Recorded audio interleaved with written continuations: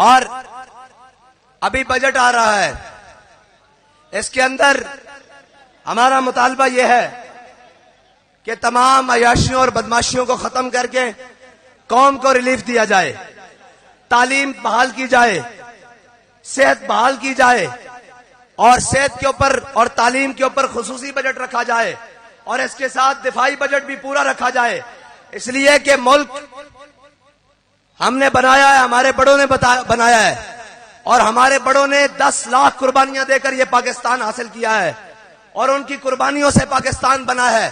یہ کسی عیاش اور بدماش کے لیے نہیں بنا، یہ کسی بلاول ہاؤس والے کے لیے نہیں بنا، یہ کسی جاتی عمرہ والے کے لیے نہیں بنا، یہ کسی بنی گالا والے کے لیے نہیں بنا، بلکہ ہمارے بڑوں نے اس کو بناتے وقت یہ نعرہ لگایا تھا کہ بٹ کے رہے گا ہندوستان، بن کے رہے گا پاکستان۔ اور پاکستان کا مطلب کیا؟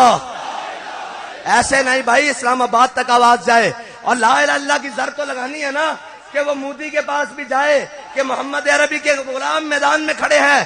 پاکستان کا مطلب کیا؟ تھوڑا سا اور، پاکستان کا مطلب کیا؟ پاکستان کا مطلب کیا؟ اب بتاؤ، پاکستان لبرلزم کی طرف جا رہا ہے، کیمونزم کی طرف جا رہا ہے، سوشلزم کی طرف جا رہا ہے، اور جناب کیمونزم کی طرف جا رہا ہے، لبرلزم کی طرف جا رہا ہے، اور جناب نام نہاد جمہوریت کی طرف جا رہا ہے۔ پاکستان محمد عربی کے دین کی طرف جا رہا ہے۔